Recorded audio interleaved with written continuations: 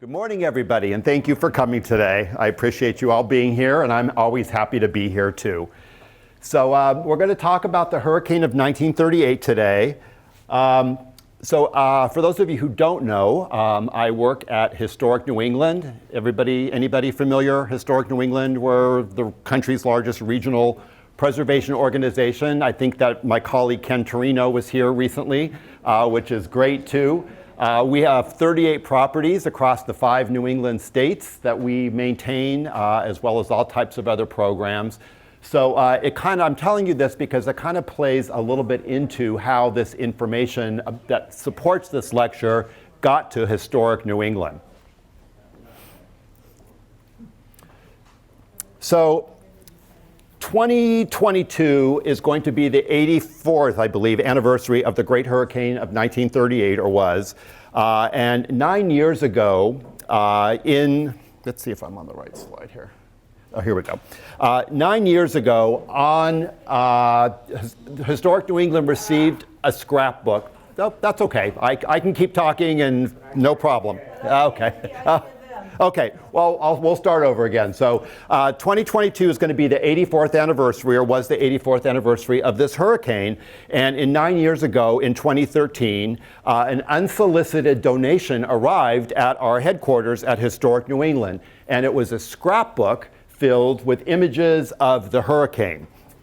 So there was a note included that said that the woman who mailed it found this in her mother's house and up in the attic. And she didn't really know what to do with it or know if it was any value, so she decided, well, maybe Historic New England would want it. And she was right, because one of the things that Historic New England does is not just preserve history, but it's the stories of history.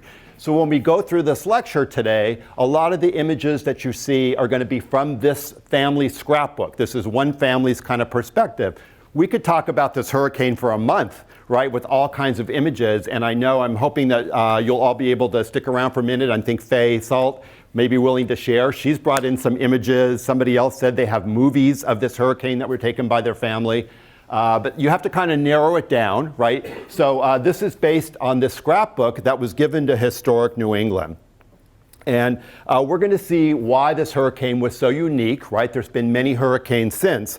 But one of the things that we're going to see over and over again, and I mentioned earlier before we were kind of up and live, that this is not the happiest of stories. It's very interesting, but what we're going to find over and over again, that this hurricane did not discriminate. It didn't matter if you were rich, if you were poor, if you were young, if you were old. This hit everybody, and we're going to see that over and over again. So the people who lived through it will never forget it, and I know that there's stories that have been passed on, and I encourage that today at any time. If anybody has any stories they want to share through experiences or family experiences or passed down stories, that's always a high point for me, because I like to hear that human side of it, right, from people who actually either experienced it or had friends or family that did experience it.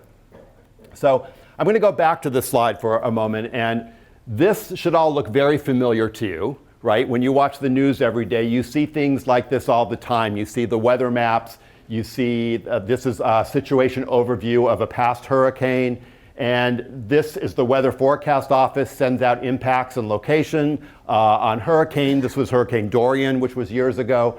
But the reason that I start with this is because We take so much for granted these days in terms of what we have and what we have access to. And even though, as we were discussing a few minutes ago, they're not always correct, at least there's some sense that there's something coming.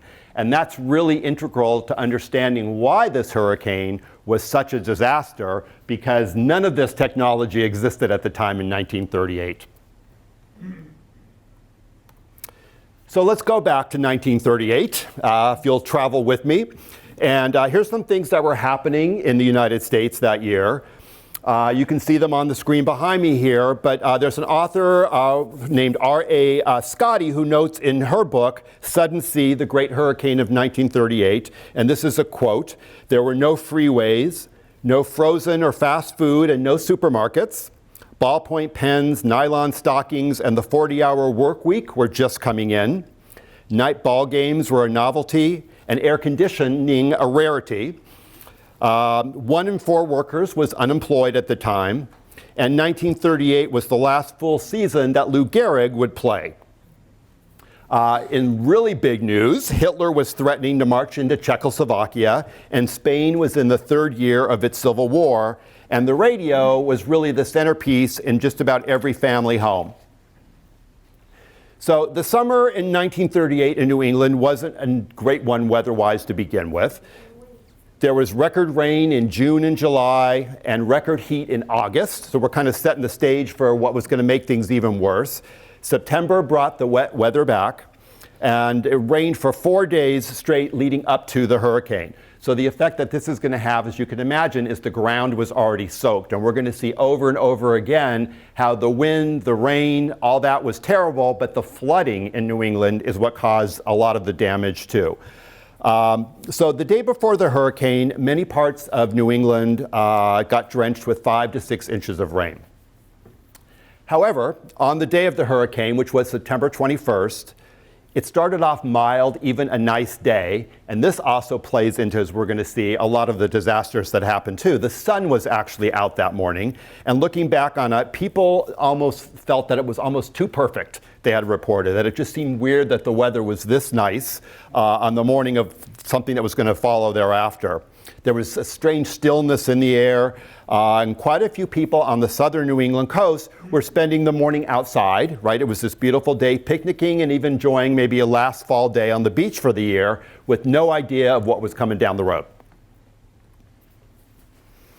So hurricanes that hit the eastern United States begin with their cluster of clouds, and this is Hurricane Floyd, obviously. We don't have any pictures of the 1938 hurricane, but begin with the cluster of clouds in tropical seas off of northwestern Africa. They need very specific conditions. So again, I'm not a hurricane expert, but I have learned quite a bit about from doing this lecture, and it amazes me how specific those conditions actually need to be. The water has to be at least 200 feet deep or the hurricane won't form. The water surface temperature has to be just around 80 degrees Fahrenheit or the hurricane won't form. The cluster of clouds needs to be close to the equator, but not too close or the hurricane won't form.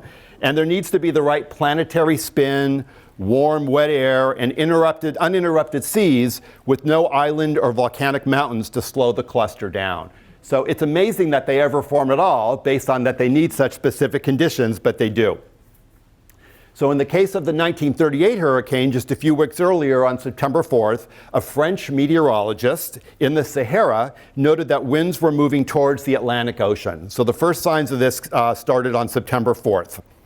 2 weeks later, this wind system, now a hurricane force, was spotted northwest over Puerto Rico.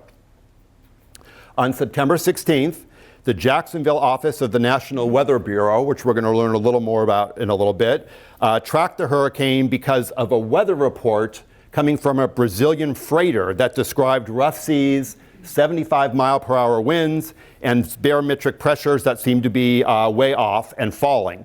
So someone had said earlier a little bit about that. Things were reported by ships, and we're going to see again and again that this is the type of technology that people were relying on, right? We have a report from the Sahara Desert, and we have a ship off the coast of Brazil, and that's where they're getting their information.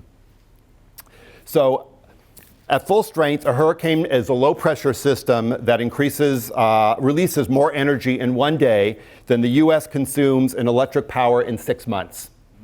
So again, we're going to have some, and one of the reasons, I don't normally like to talk from notes, but there's so many numbers in this that I don't want to get anything wrong. But we're going to see just how powerful this hurricane really was. And those were tracking the storm in Jacksonville, Florida at the time, where there was an office of the Weather Bureau, felt that there was a very strong possibility that this storm was going to hit southern Florida. So in 1935, there was a couple years earlier, the Great Labor Day hurricane hit Florida, killing over 400 people. And the Jacksonville office wanted to do everything it could to make sure that this disaster was not going to happen again. So on Monday, September 19th, 1938, it looked as if the storm was going to hit Florida as a Category 5. A hurricane warning was issued and emergency services were put in place. But by Tuesday morning, it was clear that that hurricane was not going to hit Florida. So after sending warning to the Carolinas, the Jacksonville office of the National Weather Bureau passed responsibility for for tracking the storm to Washington, D.C. So the system was moving north, and meteorologists felt that it would take the path of most hurricanes in that area. It would move northward over the Atlantic Ocean, where it would diminish, and then the wind would eventually die down. Stop you. For some reason, your mic just stopped working, and I Okay, let's see. don't know why. It's this one. We're gonna switch. Is it off? It looks like Yeah, I don't know.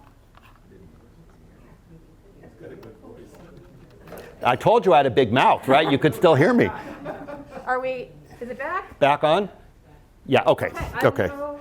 okay.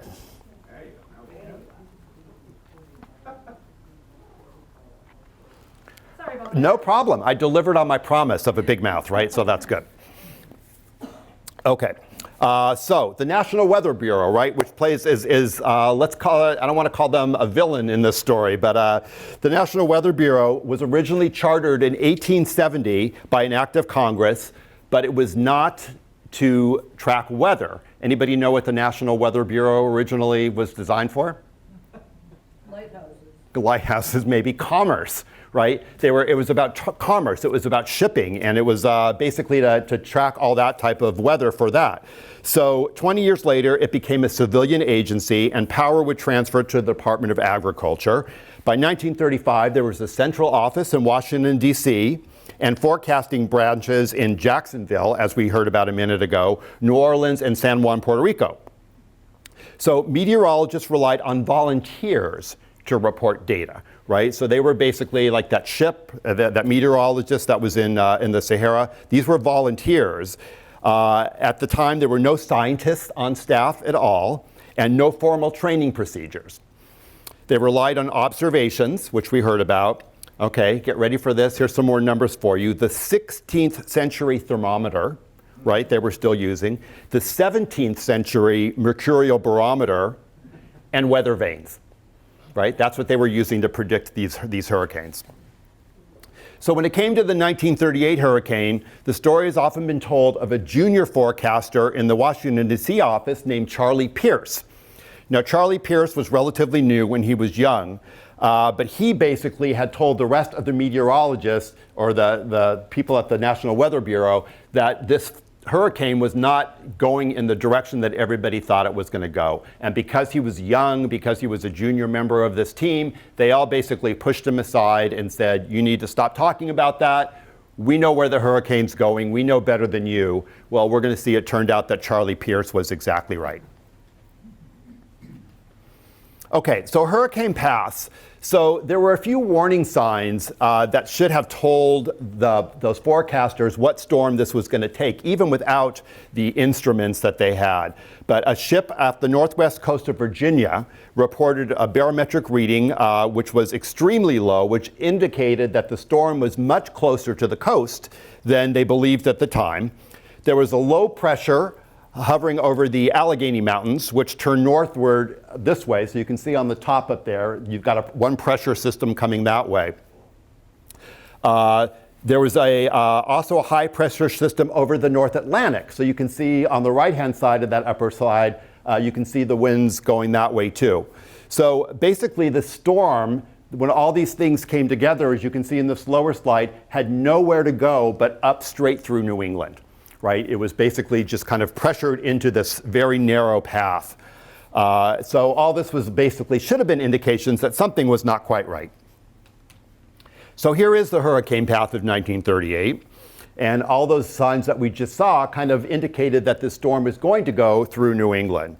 But why didn't the forecasters believe, even all these, they had these signs and these warnings from Charlie Pierce that the storm would hit New England?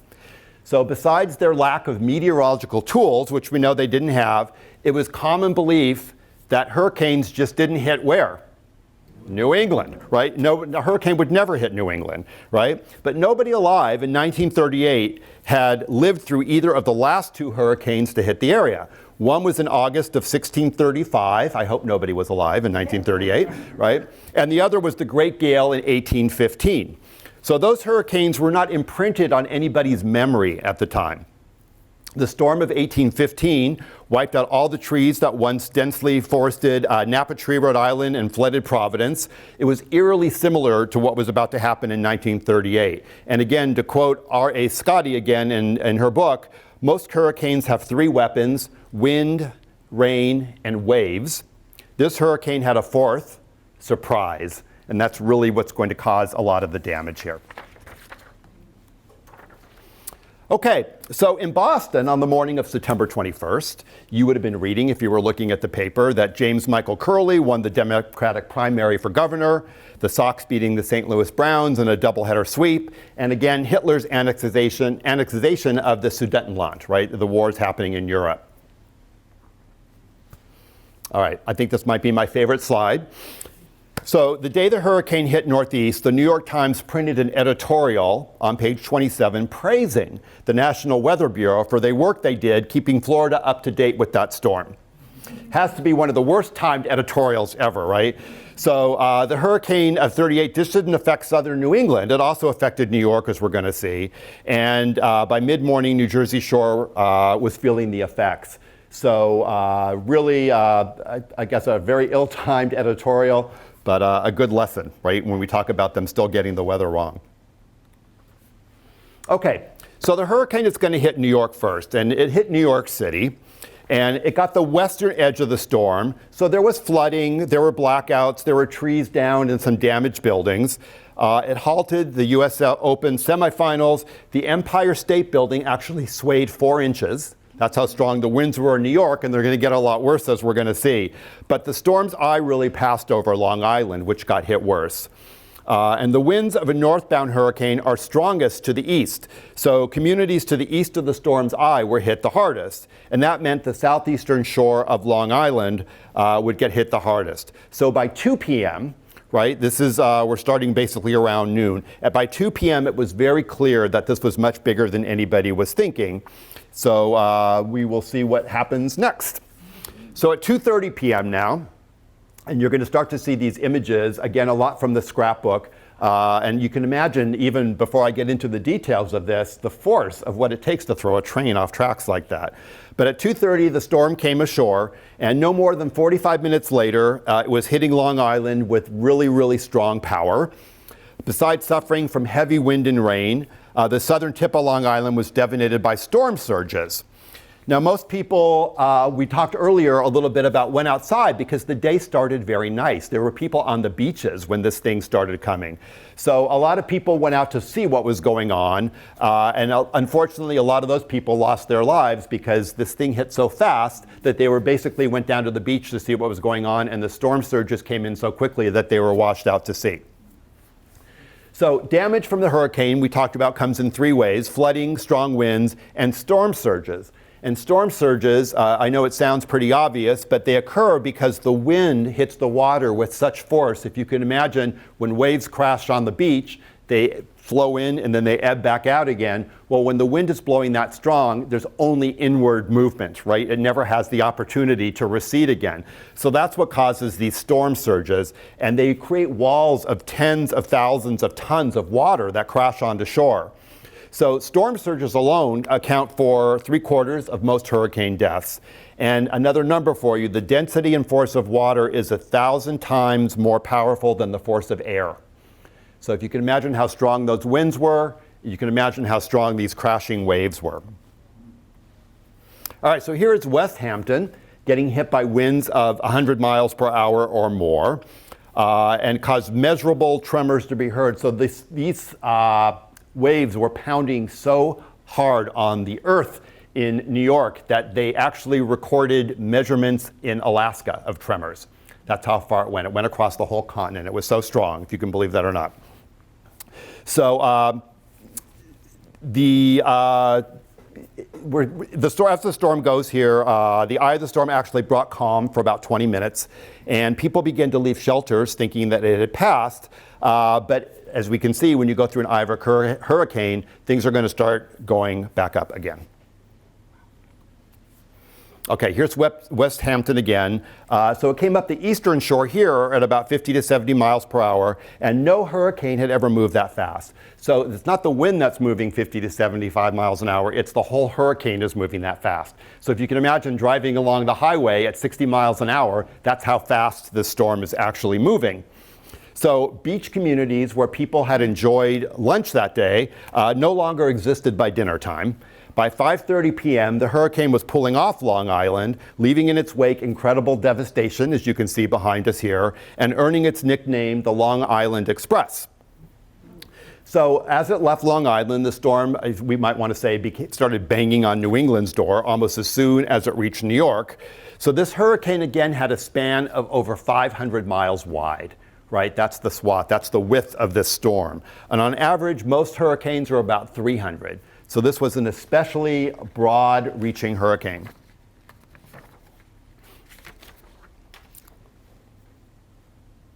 All right, so the storm is moving up into Connecticut, and here we see flooding in Bridgeport.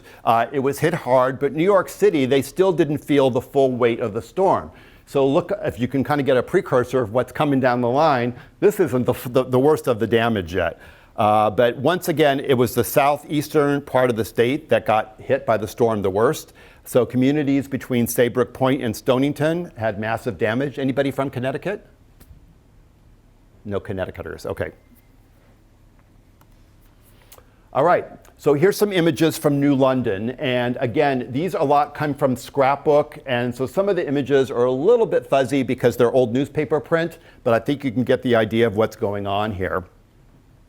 New London was the first city to really experience the full force of the hurricane. It struck the city at about 3 p.m. and stayed for about 3 hours. Right? So we're at 3 p.m. these days, so I just want to take a moment. This is all happening in one day. That's how fast this is going on, which I think is important to keep in mind. So in addition to the wind, rain, and the storm surges that we talked about, New London, like so many communities, had to cope with inland rivers flooding, which we're going to see as another major problem. And if that weren't enough, the 5-masted Barkentine blew out of the water, crossed the railroad tracks, and hit the corner of what is known as the Humphrey Cornell building. And with all these ships basically blowing on shore and rivers flooding, wires coming down, a massive fire began to spread on top of everything else. So here we can see New London burning, and the fire was reported to the fire department at about 4:30 p.m. And it was really a terrible situation for these firefighters because the wind was spreading the fire so fast.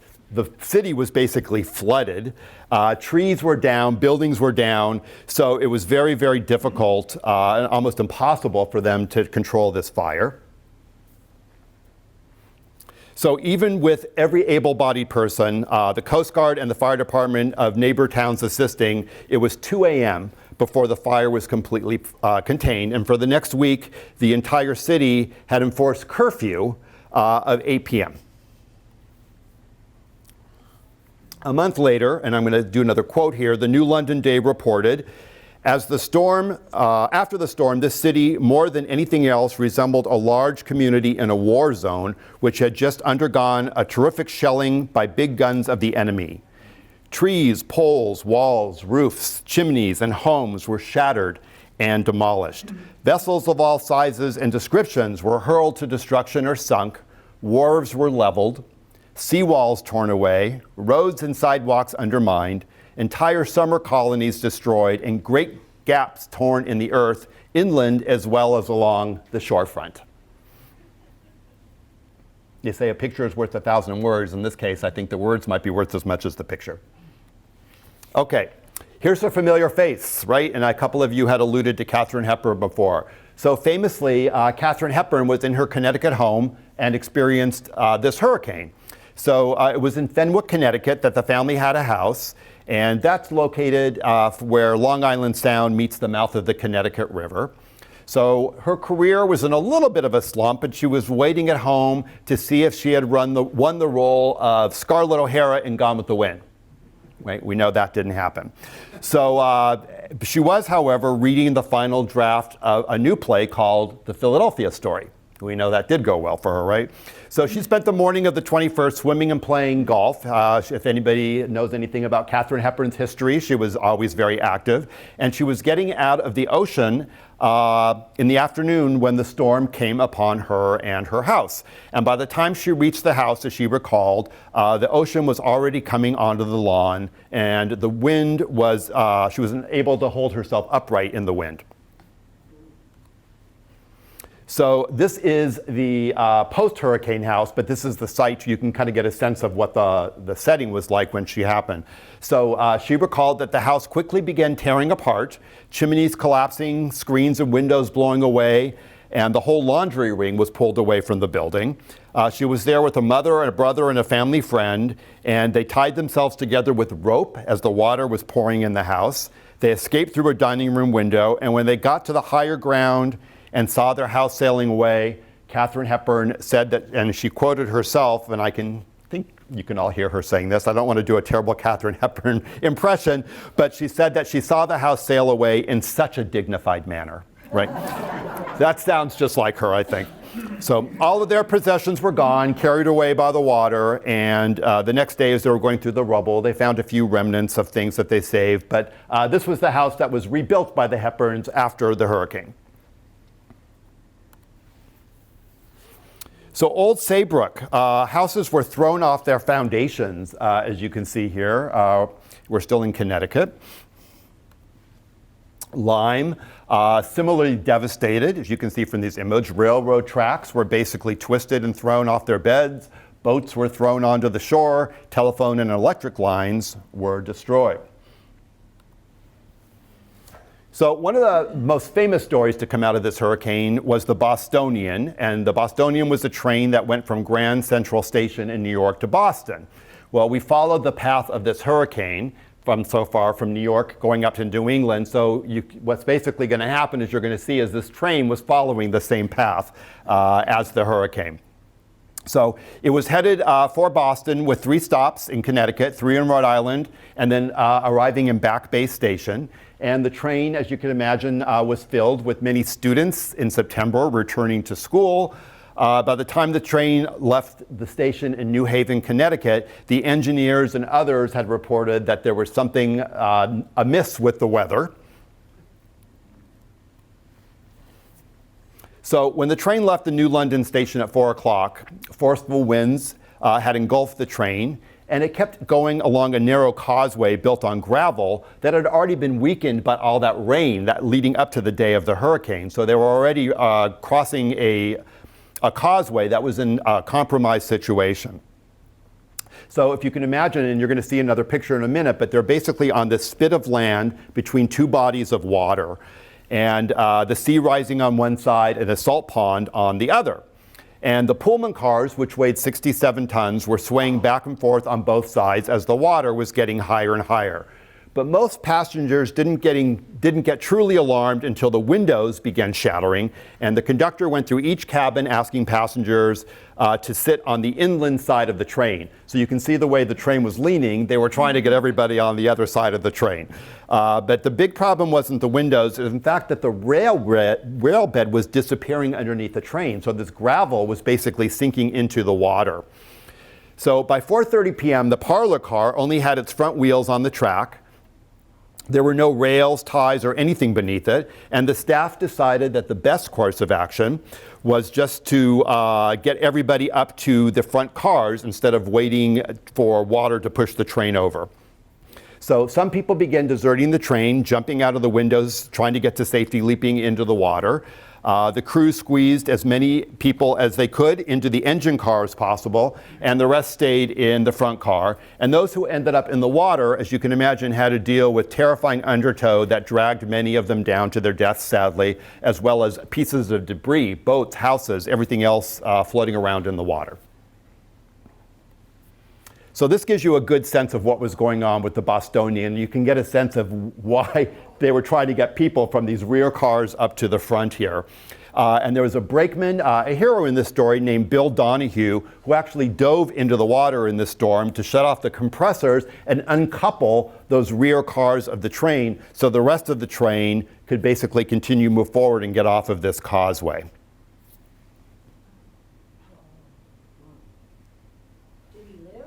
Bill lived, yeah, he lived. All right, so on to Hartford. So even beyond the coast, right, because as we know, Hartford is not on the coast, towns were devastated, mostly due to flooding, as you can see here. Connecticut had flood issues even before the hurricane hit. When the storm only dropped 3 inches of rain on Hartford, the winds caused the rivers and the basins to overflow as well. So that was contributing to the flooding. And again, that rain before the hurricane, the days leading up to it, meant that existing moist conditions of the soil, the water had nowhere to go except to stay on the surface. So all the rivers, the Housatonic, the Thames, the Connecticut, and the Naugatuck rivers all wreaked havoc on the town of Hartford. 100-year-old trees and already drenched soil just crashed over like they weighed nothing into cars and buildings. And this was around 4 p.m. now in the afternoon. Okay, some more images of Hartford. So by midnight, the Connecticut River reached 24 feet high, and boats were needed to patrol the city. 7,000 people had to be evacuated out of their homes. 2 days later, the water finally began to recede, and this is written into this lecture, and it's kind of funny, but I don't like to make fun of any disaster, but at the time, people in Hartford, very little flood insurance. Right? I know Hartford is known for its insurance, but very few people had flood insurance right at this time in Hartford. So trees, apple orchards, and other crops, tobacco fields, everything destroyed. So a little broader view of Connecticut. Factories were ripped open. You can see the damage here. Churches were torn in pieces. The local dam gave way. I read these things on and on. It's almost what else can go wrong, right? And there always seems to be more. So following the hurricane, as you can imagine, there was no fresh water for anybody. People were having to boil water to safely drink water. People were receiving emergency inoculations, and people were in the dark. Remember, all this is happening and the power's gone. So all this is happening in blackness. So in Stonington, you can already see one deadly aspect of this storm. No one hit by it could warn any other communities because of the massive blackouts that were happening. So the storm left a very dark path in its wake. Every time one town was hit, the town went into blackness. They couldn't communicate to the next town that this was coming. Telegraph and phone lines were obviously destroyed. Power outages were everywhere. So Rhode Island, which is coming next on the map, right in the path of the hurricane, all this had already happened in Connecticut and New York, and Rhode Island really had no idea what was coming. So the size and geography of Rhode Island kind of makes it a perfect hurricane target, as we're going to see. And Rhode Island really got overwhelmed more than any other state. So Narragansett Bay is the largest bay in New England, 30 miles long and 2 to 3 miles wide, depending on where you are. And at its head is Providence, as you can see up at the top. And Jamestown and Newport are up along the way. So in between Narragansett Bay and Little Narragansett Bay, which is right on the Connecticut-Rhode Island state line, is South County and Barrier Beach with lots of coastal towns. So again, water or anything, wind takes the path of least resistance. So you see here, it's got a perfect place to go. So Narragansett, these coastal towns in Rhode Island were really the ones that were the most devastated, being completely wiped out, never to be seen again. So this is a picture before the hurricane. So barrier beaches, you see there's all these little spits of land. You can see along here these little type islands land where people had built summer homes. So there are these long, low-lying, narrow strips of land that run usually parallel to the mainland as we see here and are separated by a body of water as we see here. So during a hurricane, from a natural standpoint, they form a little bit of a buffer between the ocean and the mainland, but in doing so, those little spits of land become a killing field, right? Because normally they're not meant to be inhabited by people with summer homes. So they do serve as a buffer, but it also is, if you can think about the houses, is maybe a first line of defense. So one of the other things that happened is that this also hit during high tide, which made things even more disastrous. And also at the autumnal equinox, where the gravitational pull is at its fullest. So again, all these circumstances adding to the hurricane effect that's making it worse than it normally would have been. So when water surged onto these beaches, it was unable to retreat, as we saw, and simply retained its grip on these residents here. So again, we tend to lose sight of, in the morning, people were out on the beach having a picnic. By this time, everything was gone. So no amount of anything that anybody could have done could have saved any of these houses that were out on like Watch Hill and Napatree Point. So by 4:30, you can see westerly Rhode Island was overrun with water, and the wind was throwing around houses and everything else, cars. And looking back, survivors often commented that the sound of the storm was all-consuming, a whiny, high-pitched sound. And I always stop on that for a moment because, you know, we see things visually and we kind of sense like the wind, but people don't think about sound when it comes to these historical events. And the sounds of this hurricane, based on eyewitnesses, must have been so deafening and so overwhelming that I think it's easy to forget just how terrifying that might have been. So people, because of the wind of the hurricane, they couldn't necessarily hear any of the destruction that was going around. They couldn't hear these buildings crumbling. So no one will ever know the real speeds of the winds by the time it hit here because the instruments that we talked about earlier were destroyed during the hurricane. So the Blue Hills Observatory, before it blew, recorded sustained winds of 121 miles an hour and gusts of up to 186 miles per hour, but then it broke. So the highest ever recorded was 186. So many people in their homes, and again, this is a human aspect to this story. So many people were in their homes, raced up to their floors to escape the water. And one survivor, and this is another little anecdote that I love, was a child who remember thinking that her father was trying to keep the front door, not just trying to keep the front door shut, but was trying to keep the ocean out. And I think from a child's perspective, it's always interesting to see because the adult would have a very different perspective of this hurricane than a child would. So others were not so lucky to survive, thinking they might be out for the night, out of their homes. Many people dressed in layers and layers to flee their houses and then ended up in the water. And if you have a lot of clothing on and you end up wet, we know what happens. It just pulls you down. So unfortunately, several people lost their lives that way as well. So many people would later comment that the speed of the destruction was incredible. Remember, this is moving through at 60 miles an hour. And one moment, people are laughing and having a good time on the beach. And the next minute, their houses were under 20 to 30 feet of water. So here's a quote from the assistant fire chief in Miscamaquit, that some of the houses, he said, just blew up like feathers. He saw boards leaping 75 feet up into the air and collapsing again before they hit the water. So, as we've talked about, this started off like any other day with no warning, but that meant that children were also off to school. Okay, so in Rhode Island, at the entrance of Narragansett Bay, parents usually let their children walk home to school when they went to pick them up, But some of the kids relied on school buses to take them home. And the school bus left at 3 p.m. heading towards Beavertail, the southwest portion of the town. So you can see here where the schools are. And what's going to happen is you see this little neck of land right here going over towards Fox Hill Farm.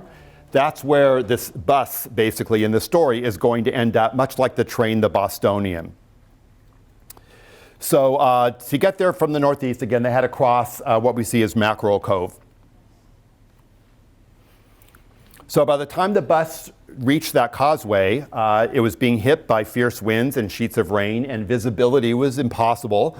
And debris was floating in the bay and waves were breaking over the road. So water was up to the hubcaps of the bus, and even the wind blowing 100 miles an hour, the bus driver felt it was better to take the kids out of the bus, right? So survivors and witnesses would talk later how the siblings looked after each other, helping one another out of the bus. There were witnesses on either side of this causeway that were not able to get out there and help. And eventually, the school bus was flung into the water, basically. So the children were enveloped by the storm of water, pushed them into the water, and there was only 2 people survived that disaster, the bus driver and one 11-year-old child, and volunteers searched for the rest of the children, all the techniques, but the bodies were not found, sadly.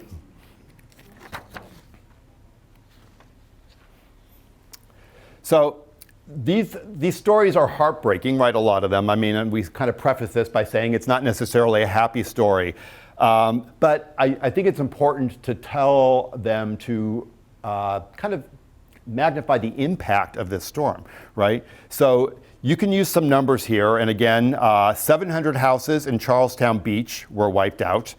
39 houses in Napatree Point. We're still in Rhode Island here. Over 400 Rhode Islanders lost their lives, 175 from South County alone. But I think when doing this, it's all too easy to lose sight of the personal stories. And that is why when the scrapbook, as we started, came to Historic New England, it meant a lot to Historic New England because it was a personal story. So in just a few hours, this hurricane created unimaginable scenes of terror for so many people. And almost all of Rhode Island was impacted by this storm, not just South County. So I know we're more people familiar with Newport. So the Grand Cottages there fared a little bit better for some reasons. They're in a little higher position there. They're not right on at Providence.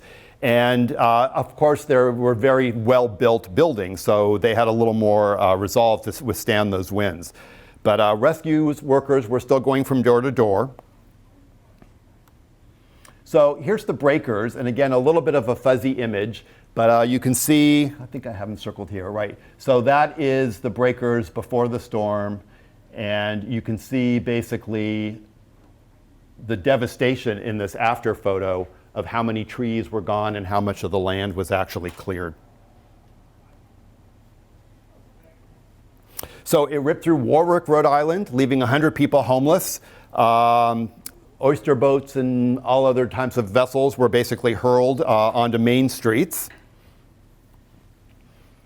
Bristol, the hurricane heavily damaged Bristol and was cut off from the rest of the world for 2 days following the storm. There the water rose 15 feet above normal. And Providence, as we're going to see, was really the hardest hit. So by 4 p.m., the storm was raging full force in Providence. The city did receive a hurricane warning at 3:40. So they had 20 minutes to get ready for this. While the wind damage took its toll, the majority of the damage was due to flooding, as we're going to see again and again.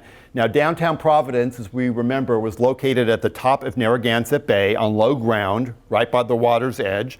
And the storm surges, as we talked about, really began to hit downtown Providence at 5:15. Well, if you recall, this was a normal day, right? So people had gone to work that day. So now, much like the kids leaving school at 3 p.m., people are leaving work at 5 p.m. when this starts to hit Providence. So electricity failed, cars, furniture, clothes, all of that could be found in the water. And many remembered, we talked about sound again, the eerie sound of the car horns and the lights underwater, right? Something you don't see very, very often or at all, if at all. And remembering how eerie that was. And again, this is all during rush hour when workers are trying to commute home. So the Providence Bulletin reflected, and again a quote here, "No amount of repetitious description could possibly picture what the mind at first completely failed to grasp. A downtown Providence under raging water, men diving from high signs on the sides of buildings, men swimming for their lives, all to the tune of screaming wind that tore with vicious fingers at tall buildings and shook the city to its very foundations."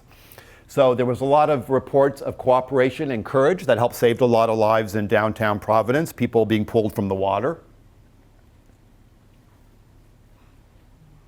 That being said, there were 7 fatalities in downtown Providence. 1 man was swept into the turbulent water, and you can see how that could easily happen in front of City Hall. So at the highest point, the water reached 14 feet high above the streets, and by 10 p.m., the water finally started to recede.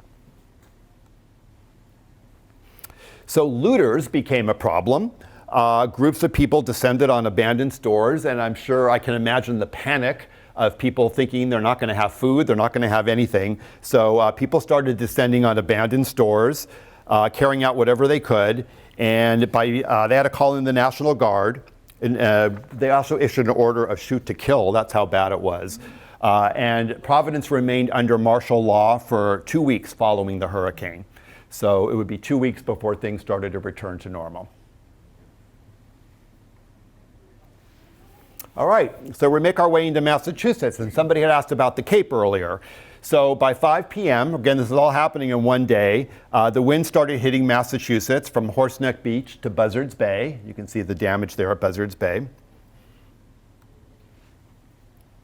Horseneck Beach had 30-foot high waves. The beach was swept clean. 23 people lost their lives in Westport.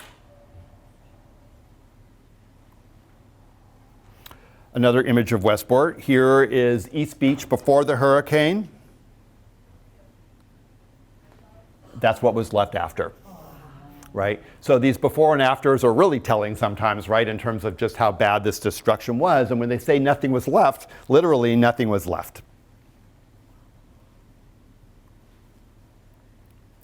So here's people living in this area were trapped by the incoming sea on one side and marshes on the other, much like the Bostonian train was. Factories were shut down in New Bedford, and 1,000 people in Fairhaven became homeless. I mean, people losing their homes, and where could you go, right? Everything else was gone as well.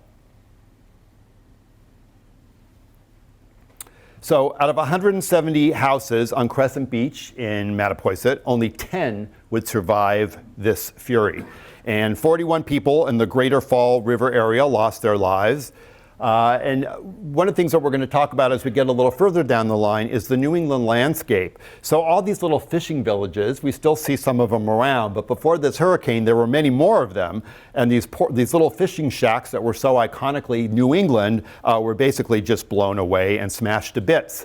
So these coastal towns, even as we see them today, would have looked quite differently before 1938. Okay, well, here's Bourne at the Cape at the bridge.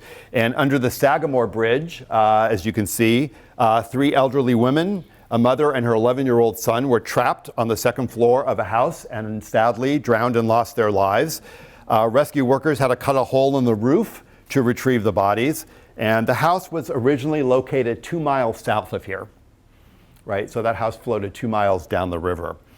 The lower Cape was not close to the storm's eye, and that and the islands diminishing the hurricane's power helped spare some of the mass destruction here. The Cape Cod Canal also helped save a lot of Massachusetts coastline because, again, as we saw in a bad way, when it went up to Providence through the bay, it always takes the path of least resistance. So in this case, the Cape Cod Canal actually helped. All right, moving inland a little bit, here's some images from the Arnold Arboretum. So Boston got hit around 5 p.m. If you can imagine, the USS Constitution, Old Ironsides, broke loose from its anchorage and was floating out in free water. Display windows on Boylston and Tremont streets were smashed. The Arnold Arboretum lost 1,500 trees. The Boston Public Garden and Harvard Yard lost trees that had existed for centuries. Okay, a couple more images from the Boston area. Boston City Hospital, of course, was treating patients, more than 300 with hurricane-related injuries. And a small fleet of fishing boats in the North End was completely lost, never to be seen. Okay, so this is the Codman Estate, which is one of Historic New England's properties as it stands today. And you can see on these, even inland, this is in Lincoln, right? So even this far inland, you can see the devastation that was done from the winds to some of these houses here. And again, another historic New England property, the Lyman Estate as it stands today. But these, the Lymans, it's especially hard hitting here because if you've been to the Lyman Estate, we also have the country's oldest greenhouses there. And they were very much into horticulture, so there was a lot of very rare plants and species of trees being grown that were basically just lost to the hurricane. So it took weeks, if not months, to clean all this up, as you can imagine. And here we are in Springfield, Mass. So again here, when you get this far inland, obviously you don't have the storm surges from the ocean, but you do have massive flooding to the rivers. So again, factories being closed down and destroyed, roads sunk, bridges completely wiped out. They were airdropping in food because there was no way to get to these towns. So, the electric company, the towers were basically destroyed, and the storm isolated towns in the Berkshires for days. People just completely isolated. So Ware was cut off for 5 days.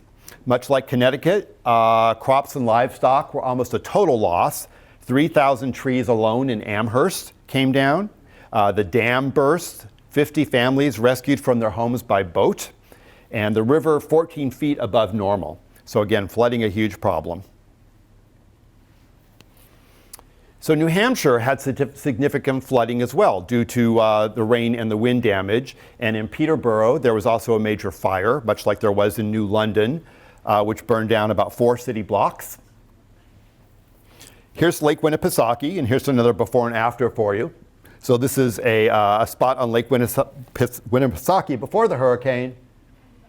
There's what was left after. So you can actually see the house that was behind all those trees there, but you can see again kind of the devastation.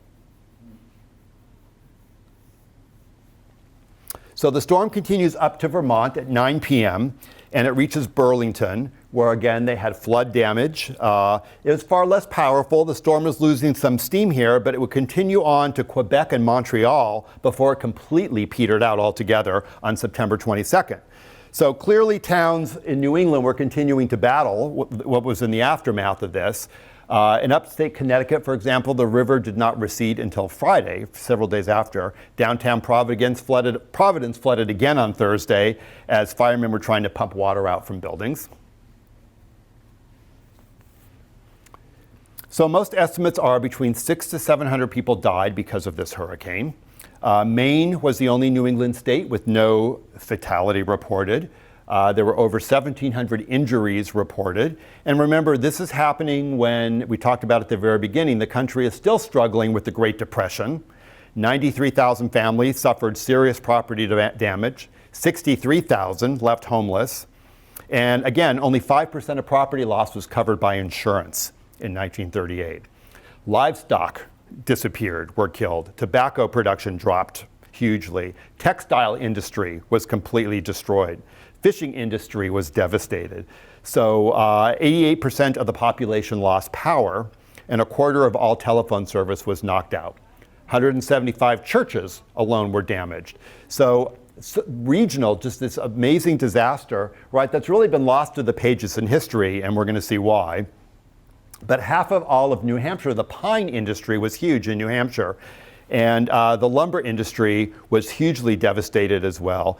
The U.S. Forest Service estimated that enough lumber was felled to build 200,000 five-room homes. So around New England, pieces popped up that were created from this wood.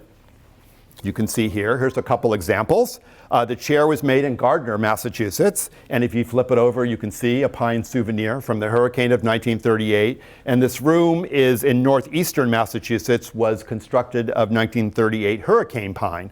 So, we include these images. We've talked about a lot of loss of life, but what this really illustrates is that this hurricane had a lasting effect and really changed the look and towns and the way that people perceive the New England landscape.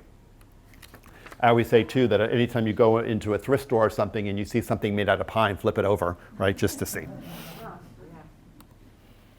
Okay, So many things that were so iconic we talked about to historic New England were kind of lost forever, right? I mean, fishing boats were a major casualty, as you can see, and we've seen all along. Trees that existed before the Pilgrims' arrival were felled in this hurricane that didn't survive it. Church steeples, so iconically New England, many of them rebuilt, some of them probably still not rebuilt.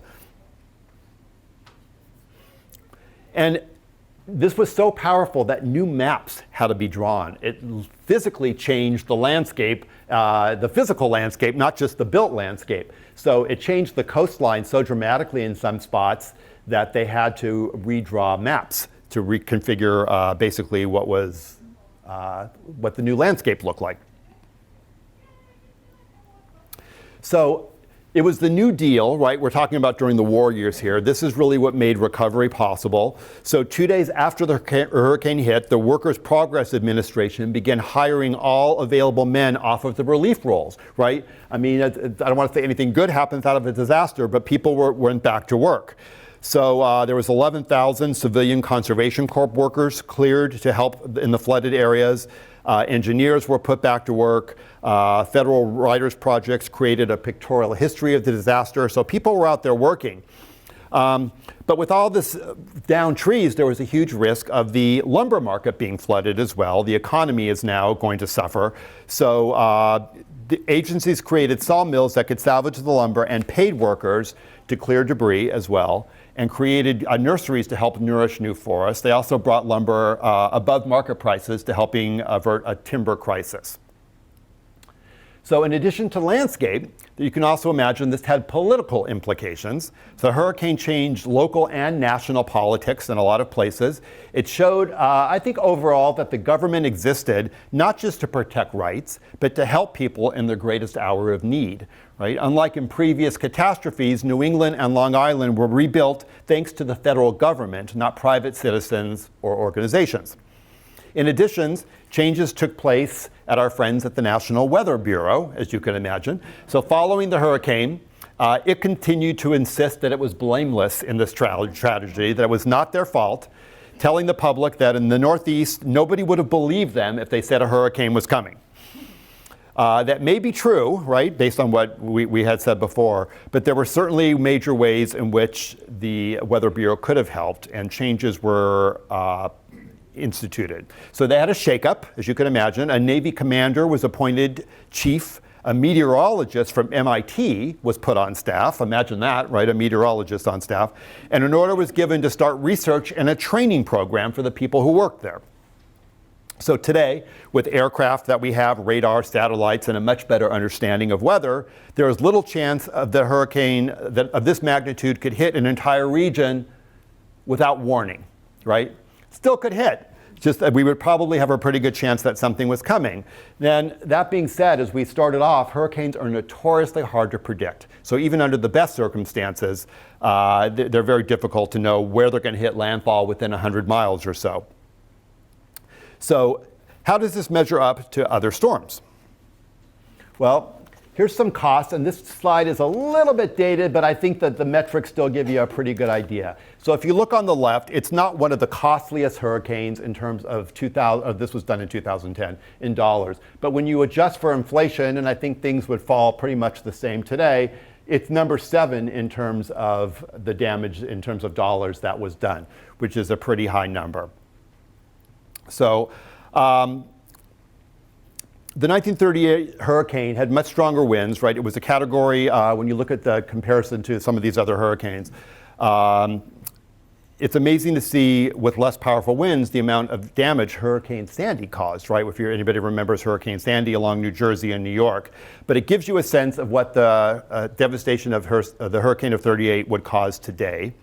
Luckily, no other New England hurricane has killed and injured as many people as this. But the staggering amount of casualties, as well as the lethal element of surprise that we talked about, meant that it is unlikely any other hurricane will be able to compare with this storm. So the hurricane of 1938 is really a New England story, not just because it happened here, because it didn't get much coverage in other parts of the country.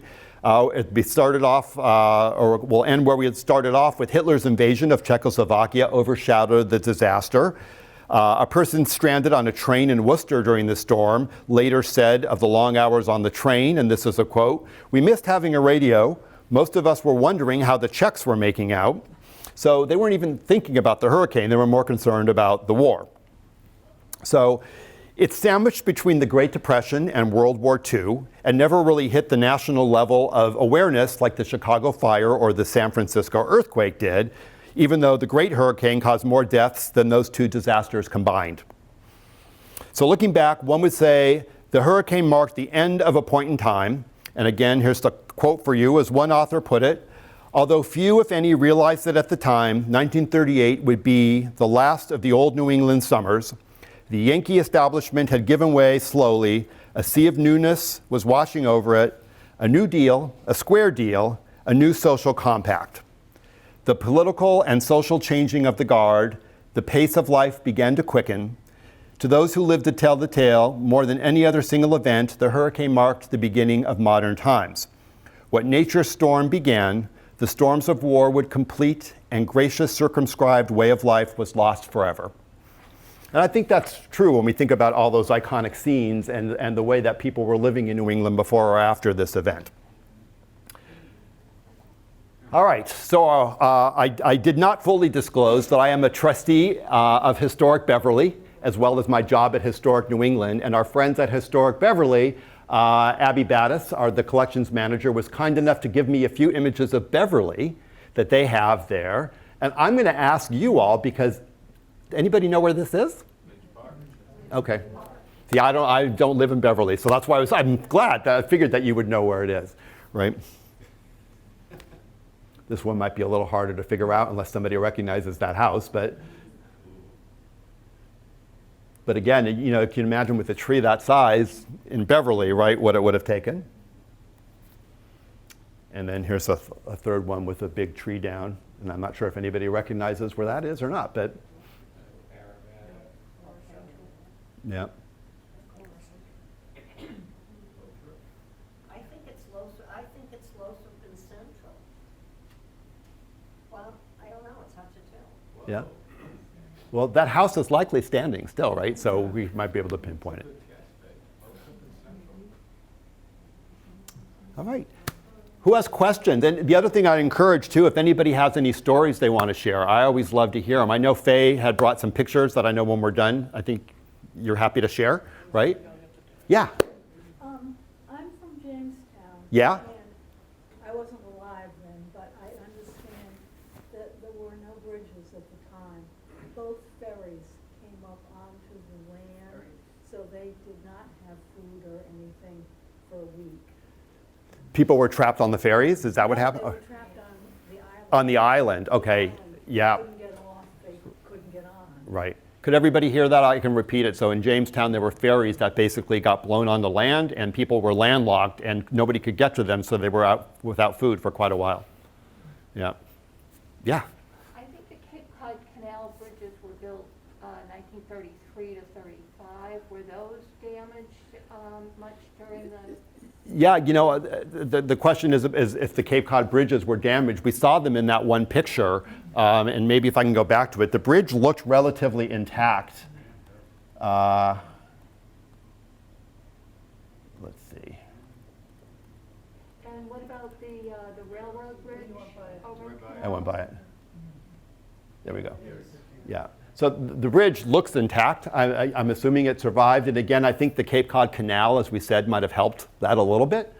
I'm sorry, and someone else was saying? The railroad bridge? The railroad bridge, yeah. Was that damaged? That I don't know. I don't know. But, you know, I know that, you know, from what we've seen, the way that the storm hit and with the Cape Cod Canal, this portion of Massachusetts didn't seem to get hit as badly as a lot of other areas. So, yeah, somebody had a question back there, yeah. I used to work for the water board, and I was tasked to write SOPs about hurricanes, how it affect the water supply. And in my research, I used this storm as a storm of record. what I noted was, we're due for a storm like this every 100 years. And the way that they can tell is in March is they look at the rack and they can carbon date it, so they can go back for the historical record. So we're due for another one of these. Right, within the next 12 years. Yeah, Roughly. right. If everybody didn't hear, right, that's a 100-year cycle on these storms, so we're getting close to the dew point of them, yeah, and it makes sense, right? And how many people now live on the beach, have no historical memory of this? The damage would be immense. Yeah, and they say that history repeats itself, right? Because the same thing happened in 1938. Nobody had remembered the previous hurricanes before that. So I think you're exactly right. And at least now, the human life may be better preserved because of the warning, right? At least that we have. But And in the book I read, they said that 2 billion trees came down. yeah, yeah, I would believe it. Yeah, do we have some? Oh, you had a question. I saw a hand go up. I didn't see where. Yeah, I'm reiterating what Andy said, why are we building in the overlay district, putting high rises on the Bass River? But that's another subject. My father was in Providence when the hurricane hit. He was in a hotel, and he was an excellent swimmer. He had swum on his high school team, and he went out into chest-deep water to save a woman and drag her into the hotel. They had to be on the second floor, that's how deep the water was, and it got deeper. And I had told you before that my father-in-law took pictures, movies of the hurricane in Lawrence.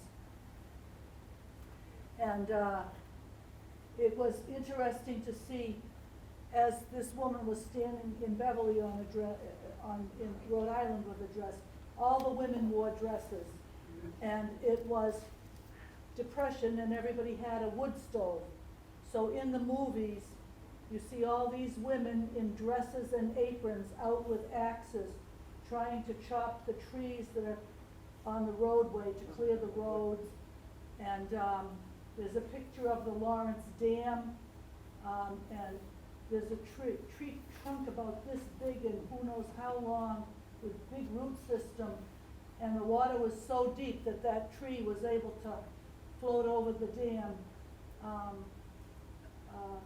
And then my father-in-law that took the movie, he used to deliver milk for Hood Milk with a horse and wagon. And so he went to the milk factory and he took pictures of course there was no electricity, so all the women were there doing the billing beside the windows where they could see to add up all their numbers. With their brain, no calculators or computers. They were writing with ink. As long as the sun shone, they were working. Very interesting Yeah. movies, yeah. Yeah. Well, and the stories are always so fascinating to me because I think it was in Stoneham, or I had done this lecture a couple of years ago, and one woman was a young child, and she remembers her mother telling her, because her brother was outside somewhere, go get your brother. And she said, my mother sent me out into the hurricane, right? They didn't know, right? It was a hurricane at the time, but she's like, looking back on it, my mother sent like a 6-year-old child out into the hurricane to go find her brother, but I just think that speaks to how people were so unaware, right, of exactly what was going to hit them. Yeah. I noticed that of your worst storms, you didn't mention the hurricane of '54. Oh, yeah. It wasn't on the list. It wasn't on the list. It must, yeah. It wasn't that bad, huh? It, Well, the double hurricane. it might not have been in terms of financial dollars, yeah. That's why. But in terms of damage, it could have been, or in terms It of, hit Boston. yeah, Yeah. Yeah. I do remember that one. yeah, yeah. It's and again, these stories are so broad, right? And this is one kind of family's perspective, so to speak, on what they collected in that scrapbook, right? It all goes back to that scrapbook.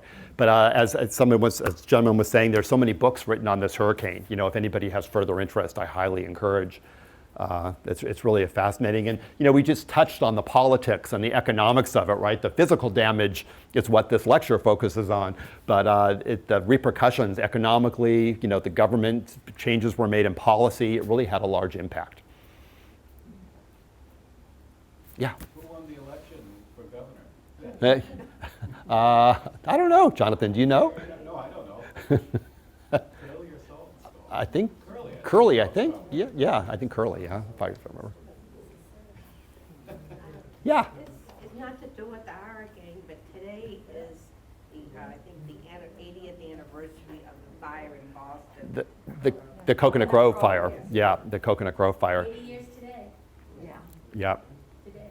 Yeah, and very recently, again, off topic, but online, I recently hosted with another speaker who was more of an expert on it than I did, the Great Boston Fire, right? It was the 150-year anniversary. It was November 9th, right, of the Great Boston Fire, too. So, yeah. This year? Yeah, it was just November 9th. Yeah, yeah, yeah. And I think that's recorded, so if anybody wants to see that, you can find it online. But hopefully when we leave here today, we're going on to non-disastrous things, right, to good things. So, yeah. One other mention, if people are driving through Lowell, they should look across the widest bridge there. There's a factory, and up on around the third floor windows, or above the third floor windows, is a painted line that says water level of the 30th Yeah. hurricane. Yep. Yeah, all those Merrimack River communities were terribly There's one on the flooded. Merrimack, if we ride our bikes up there in the back of the Merrimack, Yeah, near Amesbury, Yeah. there's a barn that has a similar line, high water mark, it Way over your says. head. Yeah, I'm sure. It's Yeah. fascinating. Yes, sir. There's a line like that on Route 2, way out Okay, yeah. Western Mass. As you drive by beside it, 2.5 times above the road. Yeah, you can imagine, right? So, well, thank you, everybody. It was a pleasure to be here. I hope you enjoyed it. And I encourage you, if you want to take a quick peek at Faye's photos that she brought, they're family photos, which I always think is great because, again, you get that personal story. So thank you all.